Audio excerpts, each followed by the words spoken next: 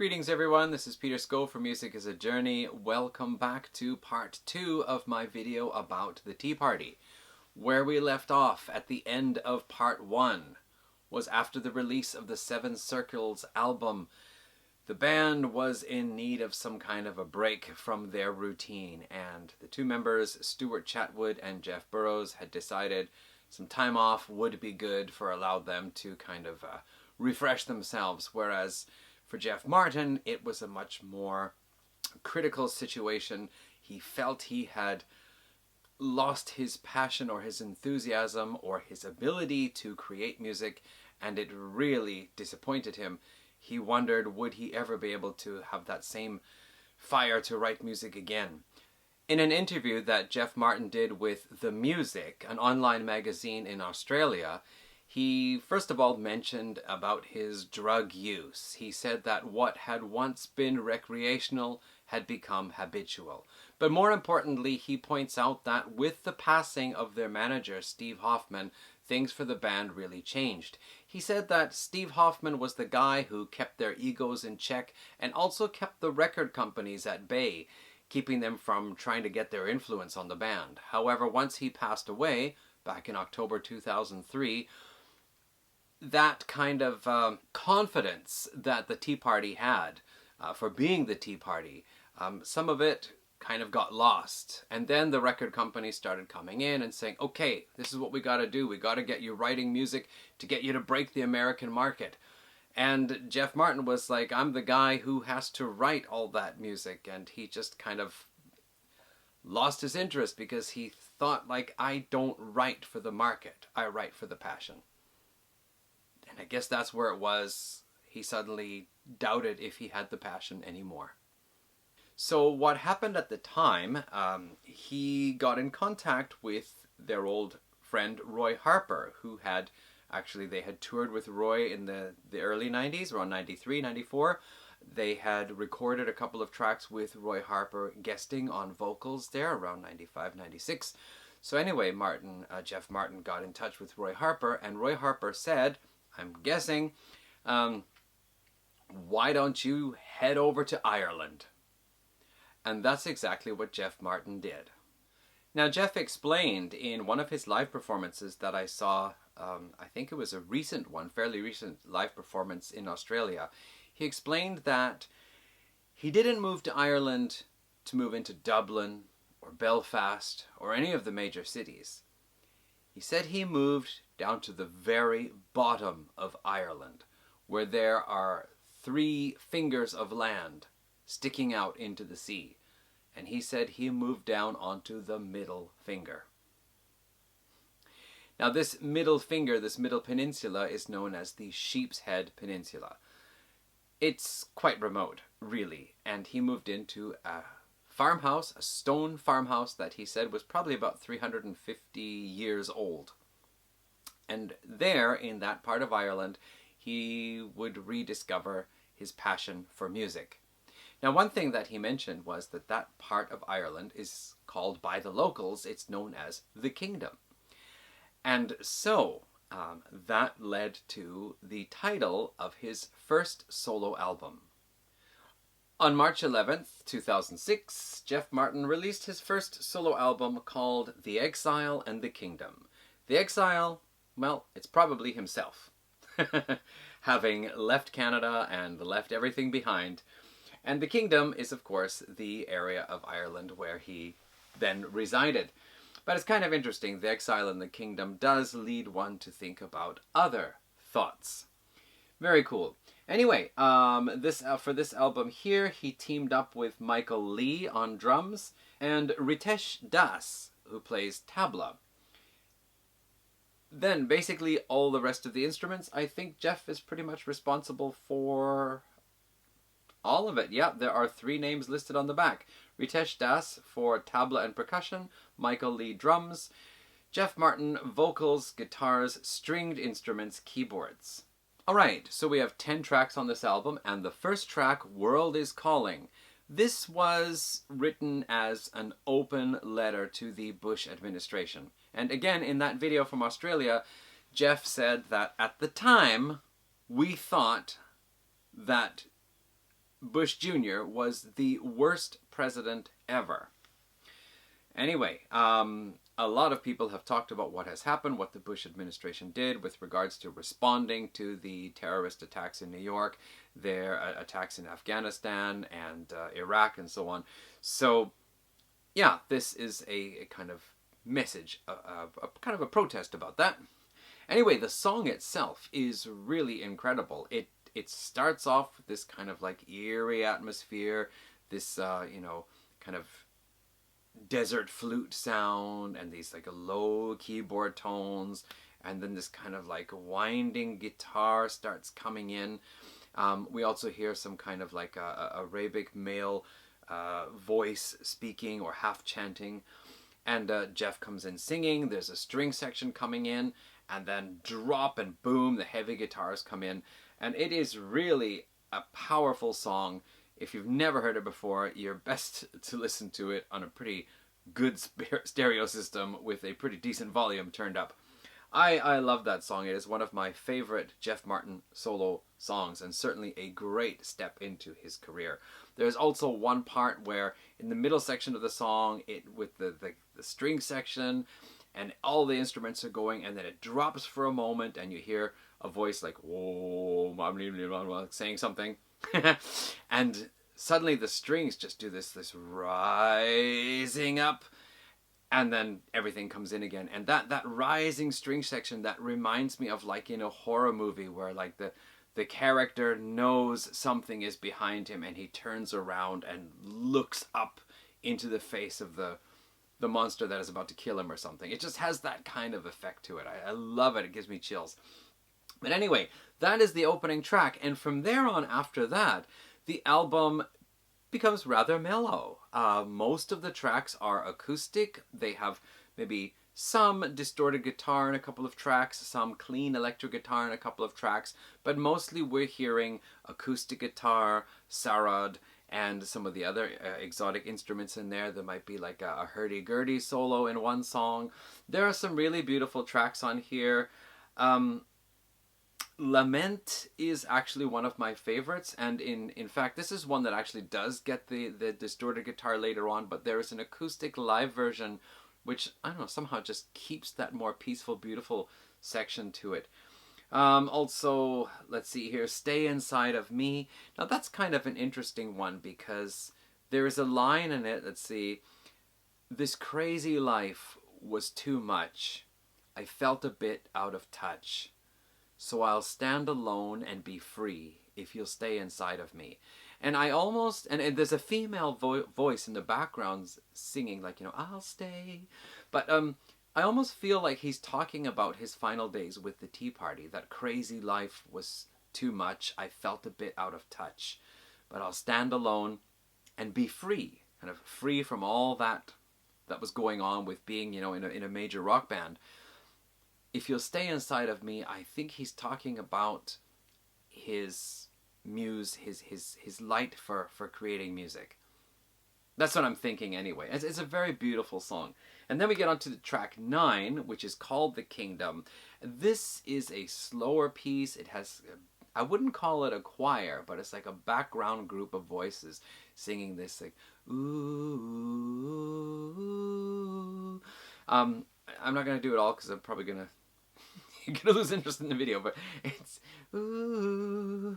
Anyway, it's very lovely. It's very lovely, and it's just this slow, mellow piece there, and Jeff is singing like the kingdom's calling, and it does almost sound like a religious piece, unless of course you think that the kingdom is that part of Ireland where he was living. But anyway, it is my second favorite track on the song, and it's really lovely. Very powerful piece of music, and overall this is an excellent solo album. We also have last one, Good Time Song, which is kind of unusual to be hearing Jeff Martin singing a rather upbeat, positive, happy type song.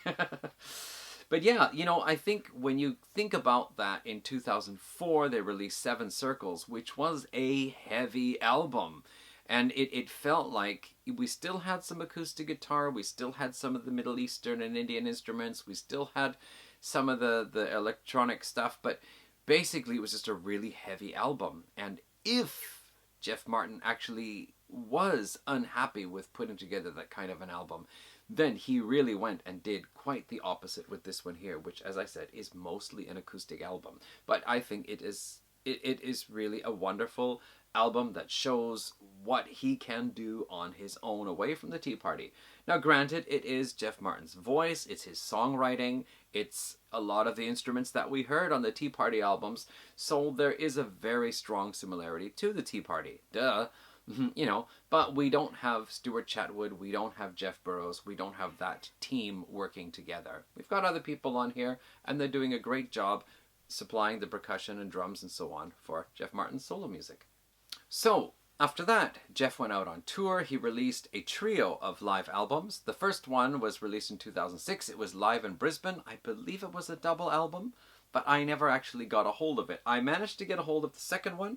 This is Jeff Martin live in Dublin. And this album here includes some of the material from The Exile and the Kingdom, The Kingdom and the Exile, The Exile and the Kingdom. It includes some Tea Party songs, as well as some new songs that were coming up in a couple of covers, including Hallelujah, which is a song originally by Leonard Cohen in the 80s, but was covered by Jeff Buckley in the 90s. And I suspect that Jeff Martin knows about it through Jeff Buckley, because Jeff Burrows, in a couple of interviews, has mentioned Jeff Buckley's music. So, yeah. Anyway, it's a beautiful song, and it's really cool to hear Jeff Martin singing with that low voice of his, probably very similar to the way Leonard Cohen might have done it. Yeah, so overall, this is a very cool little live album. I don't know if you've heard the Brisbane one.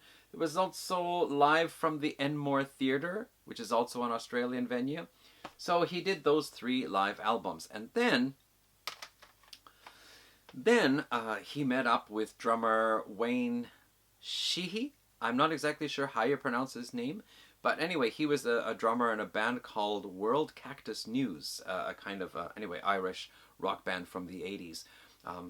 Anyway, they met up in Cork and started talking about doing an album together.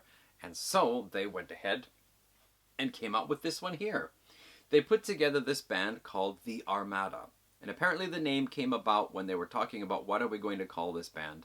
And I think it was Wayne who said, it's like the Spanish Armada. It just comes at you from all sides. So this was the album. See, The Armada was released in 2008. Gosh, that was a long time ago. Anyway, so this was the next step for Jeff Martin. And I guess after The Exile in the Kingdom being largely an acoustic album, this one here was meant to kind of continue on the path that the Tea Party were taking. So we have a very diverse album. We have the heavier, haunting, powerful tracks with the electric guitar. We have the blues tracks. We have the Eastern sounding tracks. We have the more upbeat, pleasant melody type, upbeat, but anyway, the beautiful melody type tracks and the kind of ballads and so on. There's a great variety on this album. I have to say that the very first one, Going Down Blues, it has harmonica in it that is a bit like When the Levee Breaks from Led Zeppelin, you know? And the next song, Chinese Whispers, actually introduces a new stringed instrument. I'm not sure which one, but it does have this kind of Chinese feel to it. And this is feels a little bit more sexually driven song, actually. And then it gets on to 2 of my favorites. One of them is Broken, which is one of those kind of beautiful, slower songs. I just love it. Great melody. Jeff singing is fantastic.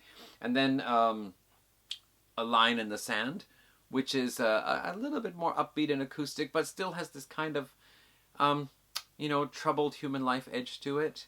It's got a lot of, like, basically the lyrics have a kind of a sad theme to it, but the music has this kind of lighter feel to it. It's really beautiful. One of the other tracks I also really like on here is The Rosary, which also has this kind of more upbeat swing to it, whatever. But yeah, there's again, there's also some of these heavier tracks on here. There's Black Snake Blues, which was originally introduced on the Live in Dublin, or maybe on one of the other live albums as well. So that appears on here. Yeah, overall, this is good. I mean, if there's no Tea Party going on in 2008, this is the closest thing you're going to get, and it's damn fine. So once the Armada started touring, they brought in Gareth Forsythe to play bass. And then around this time, something was going on. Like, Jeff was married to a woman who was from Perth, Australia, and they'd been in Canada, now they were living in Ireland, and their son was getting to be the age to go to kindergarten, and they thought, maybe it is now time to get him a little bit closer to a good circle of support. Maybe it's time to move to Perth, where his grandparents and his aunts and uncles and his family are there. Because Jeff, being a musician, would be on the road a lot, and Dad wouldn't be home, so it'd be nice if Mom had some help around the house, around the neighborhood. So that's what they decided to do. They moved off to Australia, and at the time, the Armada was still on the go. So Wayne Forsyth, I guess, wasn't able to keep up with playing bass after they had left Ireland, and so Jay Cortez of an Australian band called Sleeping Jackson, I think it was Sleeping Jackson. Anyway, he joined the band on bass, and they actually released a live album 2010-ish, I think it was. So here's an interesting thing. In 2010, there was an interview with Jeff Martin, and the interviewer asked him, there are a lot of bands getting together again these days, like reuniting and going on tour. Is there any chance that the Tea Party might reunite? And Jeff's response was rather interesting. He said, well, right now, he's got the Armada going. And he knows that Jeff Burrows was in a band called Crash Karma, and he knew that Stuart Chatwood had his own things going. There had been talk about possibly getting the band back together, at least for some one-off shows. But none of the members had actually spoken together with Jeff Martin directly. It had kind of been through people. But he said, when the band split up, or when he left the band, it was under acrimonious circumstances. However, he said, we are all adults. There's got to be some water to pass under the bridge, but it's not impossible. It could happen. So yeah, Jeff Martin was in the Armada. What were the other guys doing anyway since the breakup of the band 5 years earlier? Well, at the time, Stuart Chatwood, he apparently had an offer to join the Smashing Pumpkins. They were looking for a female bassist, but if they couldn't find a suitable female bassist, they were asking Stuart Chatwood to become the new bassist for Smashing Pumpkins. Well, it didn't happen, but it was kind of cool that offer was about. Actually, what he did do was to begin composing music for video games, and at the time, he composed the music for the Prince of Persia video game. In fact, a whole series of them. If you check Stuart Chatwood's Wikipedia page, you will see a list of, I think, 5 different video game titles in the Prince of Persia series, which Stuart Chatwood did along with another fellow, and I'll put the album cover of one of them here. You'll see the other person's name. Sorry, I didn't remember it at the moment. And there was also another video game he started doing a little bit later on, Dungeons of Darkness or something like that. I'll put a picture here for you to see. So Stuart Chatwood did that. He also did some other things, and Jeff Burrows was in a band called Crash Karma. I actually have not heard them. I knew the name of the band. I didn't know Jeff Burrows was in. And upon finding out he was in it, I decided I should look into the CDs. But apparently they are out of print and quite expensive to get a hold of. So I might have to keep searching the internet for a while. But apparently pretty good stuff. The vocalist was Edwin, who also on a solo career was the former lead singer for I, Mother Earth. I think the bass player from Our Lady Peace was in that band. And the other member, I don't remember who now. But anyway, it was basically a kind of Canadian band supergroup. So they released 2 albums. I'm really interested in hearing them. Here are the album covers for you to see. I would really like to be able to at least get a hold of one of them anyway. And apparently Jeff and Stuart had also teamed up with other musicians around, and there had been some projects that were, possibly on the go. There were some that actually started up, and they actually wrote some material. I think there was even one where they had actually recorded something with other people, but the release date was kind of held off, and I'm not sure what happened now. Anyway, everybody was busy with what was with music and keeping things going. Jeff and Stuart, of course, still Jeff Burrows and Stuart Chatwood still together, still talking about things.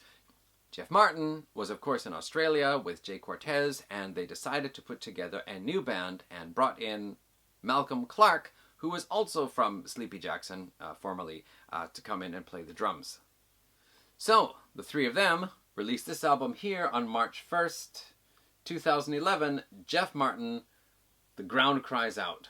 And this actually is Jeff Martin 777, which was inspired by the writings of Aleister Crowley. I guess one thing I probably should have mentioned a bit earlier was that Jeff Martin reads an awful lot. And a lot of the album titles and song lyrics are inspired by the works he reads. In fact, I wanted to mention this. Back in the 90s, there was a German magazine that wrote an article about the band, and the title of the article was Books, Not Drugs, because the author was so impressed by how many books Jeff was reading, which then inspired his songwriting. But anyway, here we are, Jeff Martin 777, as he said it's called, and this was the third studio album, now put out by Jeff Martin, original studio album. So, this album, well, basically similar to the Armada. It again has quite a variety. You've got the heavier songs with that kind of eerie Eastern sound. You do have the acoustic tracks. You've got some of the exotic Eastern instruments. There's something new on here. One of them is this track here, The Mekong, which was actually put together, a song Jay Cortez came up with. He really loved going to Vietnam and riding on a junk, those boats down the Mekong River. And so he actually composed the music behind this. And it does have that kind of Asian Vietnamese sound to it, and beautiful female vocals singing in the background. It's an instrumental, but, you know, anyway, female vocals just singing notes with the music. It's very lovely. And they also have Blue Mountain Sun, which was inspired as the band was driving through the Blue Mountains of Australia and saw the sun.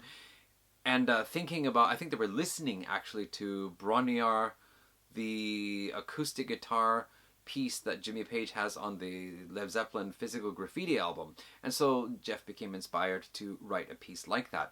I actually find that the sound reminds me a little bit of, I think it's Dreams of Reason, of the Splendor Solas and the original album. It for me, it kind of harkens back to those early Tea Party albums. Also, the lead song, The Ground Cries Out, the title track, the kind of Egyptian or Middle Eastern melody that's in the song there, Jeff actually said he composed it while he was visiting Egypt many, many years before on some cheap little keyboard thing, and he just kind of recorded it. And so brought it out and made the song here, The Ground Cries Out, based on that. We've got some other cool ones here, but She's Leaving is kind of interesting to mention because it's one of those slower, kind of sad type songs, but near the end, the guitar starts bringing back a familiar melody, and suddenly, at one point, near the very end of the song, Jeff suddenly starts singing, I want you to be free, which, of course, comes from Release, from the Tea Party's Transmission album. So, with that kind of direct reference to the Tea Party and that instrumental that I said reminds me a bit of something from Splendor Solas, there's almost a feeling like Jeff is thinking back to the Tea Party again. Could something happen? Well, among from some other great songs on here, the Riverland Rambler, one of those kind of acoustic blues tracks, and the Cobra, which is just one of these, again, kind of snaky, heavy type ones. There's just a lot of great material, very diverse album, lots of beautiful stuff on here. But yeah, so what was going on with the Tea Party? Well, this album was released in 2011, and Jeff went on tour with this in Australia and Canada. And I guess it was around this time that he was able to connect with the old boys, and there was some talk of, would you guys do some shows? Just get together to do some shows in 2011. So here's a funny thing.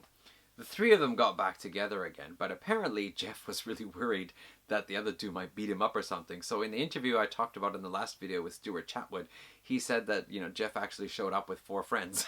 I don't know if it's true or not, but it sounds pretty funny. But anyway, yeah, it seemed that they would give it a try, and they played their shows together, and it worked. And so we reached the point now where the band decided, okay, then let's try to get back together and let's see what we can make of it. And this is where, as I think I said in the last video, Jeff said that he had a couple of big things he had to prove to the others and to himself, that he could be the captain, that he could do that, and I guess have the others accept that or respect him for that, and basically put things back to the way they were. And it seems that they were successful in doing so. So basically, officially in 2012, the Tea Party were back together again, and Jeff Martin 7-7 and the other projects kind of all went away. Crash Karma, I think their last album was 2011 or something like that. That kind of came to an end. Stuart Chatwood, of course, he could still do his video game composing, but the Tea Party were at it. And they started putting together new material. They really took their time. Gotta remember that Jeff actually still lives in Australia and did at the time too. So the next Tea Party album came together in 4 sessions, I believe they said, where it was like get together, meet, share ideas, put things together, separate again, work on those ideas separately, get together, take it to the next step. And so it was something like 16 months, 18 months to put together the next Tea Party album. This album, what can we say about it? Well, it is not seeing the band taking any kind of new big stride. As we talked about with the other albums, they did actually go through steps, changing something, adding something each time. This doesn't really add so much new, but what it does show is that the band are together and writing fresh new material, and again, a quite diverse album. We have the opening track, the LOC, Line of Control, which some people have said has a bit of a song remains the same kind of feel to it, which is pretty cool. I really like how they did it. Then, oh gosh, what do we move on here? The Black Sea, which has really kind of heavy, doomy side to it, but a more of an uplifting chorus, and I mean not the chorus part, but another part. We have Cypher, which again brings in that kind of haunting Middle Eastern heavy style. The Maker is something I've never heard the band do before. It's based on a bass riff, and it has, again, this kind of religious feel to it. In fact, it probably would be a good companion piece to The Kingdom. But it makes these references, like I saw Jean-Baptiste and he was walking towards me with the Maker. There's talks about walking the fields of Abraham. It does have this kind of religious feel to it, but it's such a beautiful song, and I've really been listening to this album a lot these last couple of weeks. And I find, because the band put so much effort into making these songs and making sure everything is heard so clearly, you can hear like even the little ting in the percussion off in the background, or if there's like a second or third guitar somewhere coming in, or some keyboard effect or organ or something, secondary vocals, a second vocal track or something, you can hear it all so beautifully. And I think The Maker is just such a beautiful track. We move on, Black Roses, which is, again, it has kind of one of these acoustic tracks, very beautiful and just very powerful near the end. A bit of a Led Zeppelin touch, but not quite. Brazil then takes us on to this kind of more heavier track, but you know, talking about Brazil and with this kind of Brazilian type percussion there in parts. Submission has like a kind of flashback to the Triptych days, where it's got that kind of electronic, you know, industrial feel and the heavy guitars, but also a female vocalist doing these kind of Arabic ululations, you know. We move on to, let's see here, the Cass Corridor, this, you know, slide guitar electric blues thing. It's such a cool song because they establish a kind of beat in some parts, but then they'll go off it slightly just for a bit of a, you know, jerk to it or something. It's just really cool. I've really come to appreciate that track recently too. Waters on Fire, again, one of these beautiful, powerful, more ballad type things. And finally, The Ocean at the End, which is an extended piece. I think it's 7-8 minutes long. Features Ian Anderson of Jethro Tull on flute. and also has this like strange thing after this almost minute and a half guitar solo. Jeff Martin rarely puts guitar solos in Tea Party songs, and apparently his dad said to him, "Dude, son, put on a freaking guitar solo." So about a minute and a half guitar solo, and then after that you get this weird like Pink Floyd Time type of thing. It's a so much like Pink Floyd's Time, that beginning part, that thing, right? But anyway, it sounds really cool. Great song, fabulous thing. And then there's this weird like extra track called Into the Unknown, which is this just kind of atmospheric type thing. It's almost like if you open a door and you look out and there's this bright light shining in beams with kind of a bit of a shadows of clouds passing by, but you never actually see anything, and you just look at that for 3 minutes. This is kind of like the soundtrack for that. Weird. But anyway, I think otherwise it is a great welcome back album, and again, I've been listening to it so much the last couple of weeks. I love it. Fabulous. Okay. Where do we go from there? Well, that's 2014, and a couple of years ago I checked out the Tea Party's website and I heard that they had an EP released for download only. And then more recently I found out they had actually done another EP which was available for download in North America, but then they put both EPs together onto a CD which was meant to be available only in Europe, which is really bizarre. But of course, thanks to the internet, we can order this online. I'm in Japan. I was able to order my copy here. Blood Moon Rising. So this actually came out last year, 2021 I think it was, and features the 2 EPs. One of them was the Black River EP from, I think it was 2019, and then the Sun Shower EP, which I think is 2021. So those 2 are kind of mixed together here. They didn't put like one and the other. They kind of mix up the song order a little bit. And then there are some extra tracks on here. A cover of the song Isolation. A cover of Every Day is Like Sunday, which I think is a Morrissey song. And I really love that one. That one has been going through my ears an awful lot recently. As well as a live version of Way Way Down, which is one of the songs from the Black River EP. Also the EPs, the Black River one included a cover of Led Zeppelin's Out on the Tiles, their first Led Zeppelin cover, considering that the band is probably like their main inspiration. It's the first time they covered a song. Of course they played Led Zeppelin songs live. But anyway, there it is.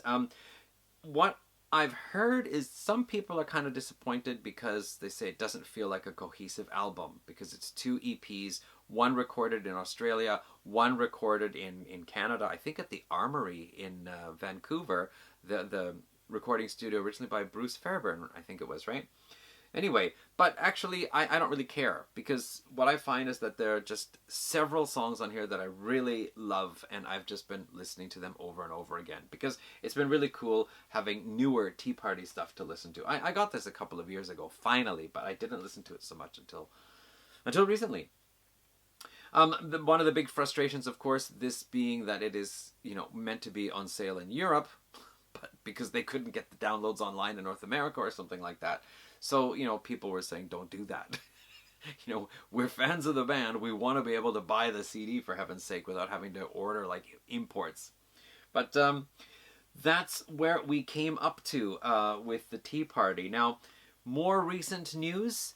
The band, I heard them say that what they're thinking to do is release an EP every year or so rather than a full album every couple of years, because that way they can bring out new material more regularly. I'm a CD person. I don't want downloads, so I would really like to be able to get a Tea Party CD every 2 or 3 years rather than a download EP every year. But, that's their decision. As for other things, of course, Stuart Chatwood has been still composing stuff for the video games, as far as I understand. He's still doing that. Jeff Burrows, he is the only one who's still living in Windsor, actually, and he is very closely tied in with the community. He does a lot of charity work, playing with other musicians, or doing he does this 24-hour drum marathon thing where he plays drums for 24 hours, other musicians coming in, to play along with him. All of this stuff for charity. He's involved in a lot of these charity events So that's really cool. Jeff Martin, oh, dude's actually been releasing more music. So apparently back in 2016, he released an EP called The Palace, Volume 1, Sub Rosa. Apparently this EP was only available at live shows in Australia. By the time he came to Canada to do some live shows, I read online somebody said that it was not available there. So, then he did another EP, I think it was around 2018-19, called Stars in the Sand. Again, 5 or 6 tracks. And the most recent one is Cinnamon Rose, which is still available on his website. Here's the thing, okay? When I found out after the Tea Party broke up that Jeff Martin was releasing solo material, I went out and bought the album. In fact, I almost bought an album by a drummer named Jeff Martin who'd formerly played with Racer X just because I thought it was Jeff Martin of the Tea Party. Fortunately, I caught on that there was only the one Jeff Martin album, our Jeff Martin, you know. And when I saw the live in Dublin, I got it. I couldn't get the Brisbane one, it wasn't available. And then, you know, he came out with the Armada. I just followed on the internet, what is this guy doing? I got the Armada, I got the Jeff Martin 777. And I suppose I should have been paying attention, but even still, I want to buy Jeff Martin's stuff, right? So it would be really nice to get that Sub Rosa album, if that could be made available, and the Stars in the Sand one, if that could be made available. At least I can order Cinnamon Rose, but there's one problem. It's 22 Australian dollars to get the EP. Well, it's a little bit pricey for an EP, but, you know, if it's Jeff Martin, I'll get it. The problem is that it's also 25 Australian dollars shipping, which brings the whole thing up to 57 Australian dollars, or roughly 5,200 Japanese yen for me to order an EP of 5 or 6 songs. Alright, it's signed. But still, that's expensive. If I could get all 3 EPs and pay $25 shipping, that would be a much better deal. But the other 2 are not available. Bummer that. Also, I think it's important to mention on the Jeff Martin official website, from last year, 2021, he began work on a new album. This was to be 7 songs. The album is called The 7 Sins. Of course, 1 track for each of the 7 sins. And because of COVID-19, he couldn't tour and raise money as he normally would. So he did it as a crowdfunding type thing. And I think he actually cleared the minimum amount. And then there was also mentioned that if he could complete the 7 sins bit, then he would also do a 7 virtues as well. He has been updating periodically on Facebook with some kind of news about the album, but I think most of it was from last year. And then there was mention on his website about, I think they said originally that the album would kind of be ready in some kind of stage in June, and maybe, I don't remember now, something in July this year. It should be ready to go off for the final mastering or something like that. But since then, there's actually been no update. We're now in, October here, right? So I'm not exactly sure, but I know he is actually going on tour in Australia right now. He's got some shows coming up, so maybe the album production is on hold for the time being. I'm not really sure. And also, I realized I just about skipped over this here. I said we were going to get back to this here, which was the Tea Party's reissue of their initial indie debut. And the thing about this one here is it's actually 2 discs. One disc is the original 1991 master, and the other one is a 2021 remaster with 2 additional tracks added on. There are also some comments from each of the 3 members here, what they remember from the time of recording the album. Again, I said at the beginning of part 1, I mentioned the really strong Led Zeppelin influence, but you know something, I've been listening to this and all the Tea Party albums more since making that video. I think I'm picking out that yes, there is a strong Led Zeppelin beginning, but there is also the beginning of the Tea Party in here as well. It does actually, I mean, their sound does actually develop more over the next couple of albums. And I remember an interview with Jeff Martin where he said, when your wings are wet, still wet with your influences, it takes a bit of time for them to dry. And I think that's a very cool way of looking at it, because as we've said, the strong Led Zeppelin influence starts to shift away a little bit on Splendor Solace, and then much more for The Edges of Twilight. But anyway, I think that's probably where we are at now with everybody in the band and what's going on. So it's a good time to wrap up the video. I'd like to thank everybody who watched both parts, or some parts even, and once again, if anybody feels like leaving a comment, please do. I'll be happy to read it and reply. Okay, that's all for this, and we'll see you again in the next video, another favorite band of mine, and I just noticed a mosquito is flying around here, so see you all in the next video. Bye.